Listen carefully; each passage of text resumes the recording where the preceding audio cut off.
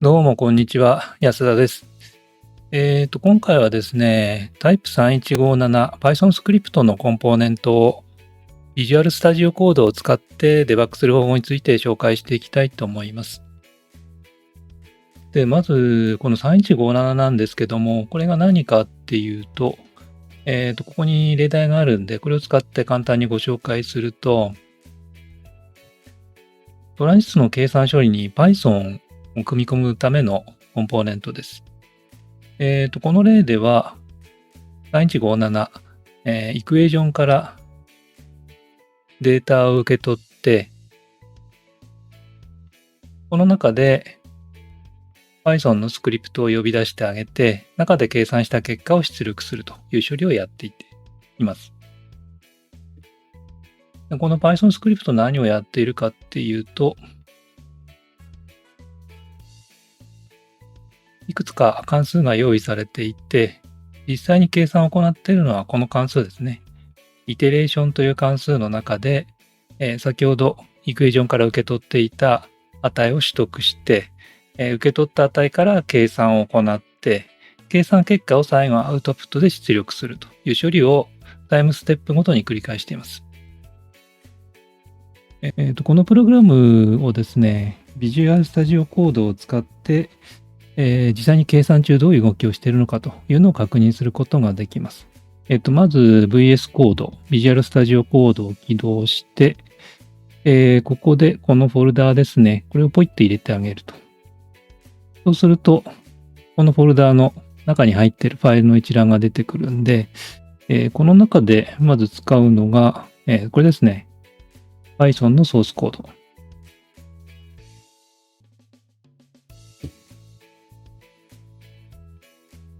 で、まずやることなんですけども、Visual Studio Code とやり取りするための設定をし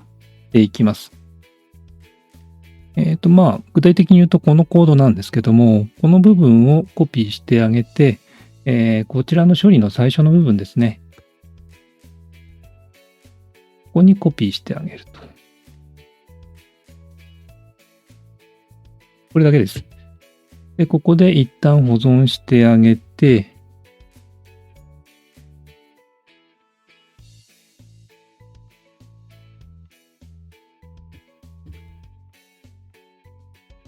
で、次に、デバッグ用の設定ファイルですね。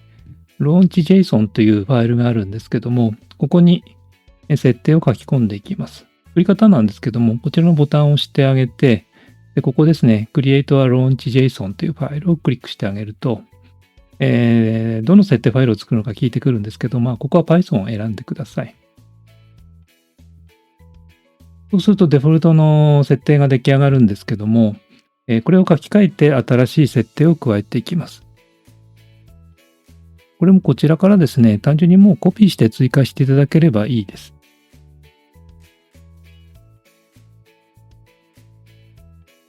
で、これでまたここで保存と。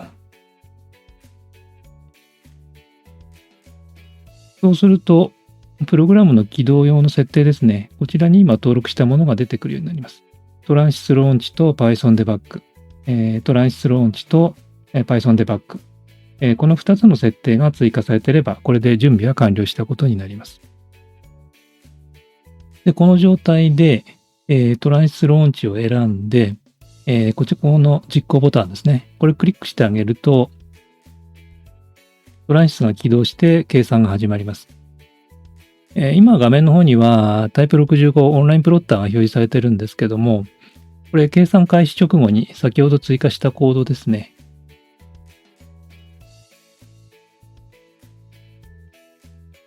この部分ですね。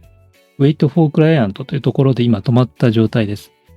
で、待っているクライアントは何かっていうと、先ほど登録したもう一つの方ですね。Python Debug というやつを選んであげて、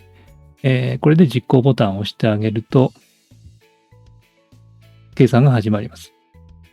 で今、プログラムのブレイクポイント、一時的に止めるポイントを設定してなかったんで、いきなり始まっちゃいましたけども、次はじゃあ今度、計算をやっている部分ですね。例えばこの辺、計算結果を出しているところですね。計算式のところにクリックしてあげて、ブレイクポイントを設定してあげます。でこの状態でもう一回トランシスを起動して、で待っている状態になったら、Python Debug というのを選んであげて、実行と。やってあげると、今、計算、データを受け取って、計算を行おうといったところで止まってます。でこれカーソルを持っていくとですね、トランシスのイクエーションからもらった値が表示されます。で、この結果をここで計算して最後出力に渡すっていうことをやってくれるんですが、この段階でもうステップ実行とかですね、Visual Studio Code の機能を使って動作を確認することができます。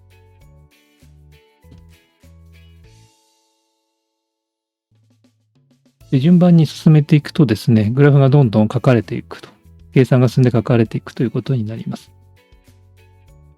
で、これ、値を確認することもできるんですけども、逆にですね、値を設定するということもできます。例えばこれ今 y は 1.3794 という値になってますけども、こいつをですね、@watch でやってあげると、ここに値が常に表示されるようになるんで、これを選んであげてですね、set value、1.3 だから、ちょっと適当ですけど、2とか入れてあげます。そうすると、計算値が2に切り替わったので、これで計算を進めていくとですね、出力が2に変わって、ちょっと今変な線の書き方しましたけども、強制的に2にしたんで、青い線が2の1に描かれたということになります。でもう一個はタイムステップ進めてあげると、元の状態に戻りますので、また同じように線を書いてくれる。このようにですね、Visual Studio Code を使ってあげると、トランシスの計算中の値の確認とか、あとは意図的にちょっと違う値を入れてみたらどうなるかとかですね、動作を確認しながら、プログラムの開発を進めていくということができます。ちょっと余談になりますが、これプログラム書き換えてるんで、シミュレーションスタジオから実行するとどうなるかやってみますね。そうすると、Visual Studio Code から起動した時と同じように、計算途中で止まって、Visual Studio からの接続待ちになります。ここで同じように実行をかけてあげると、またブレイクポイント忘れてましたね。こ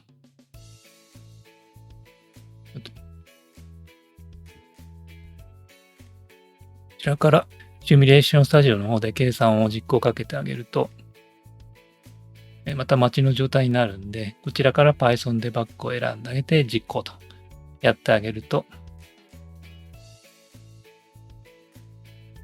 順番に計算処理を見ていくことができます。中で起動してしまっても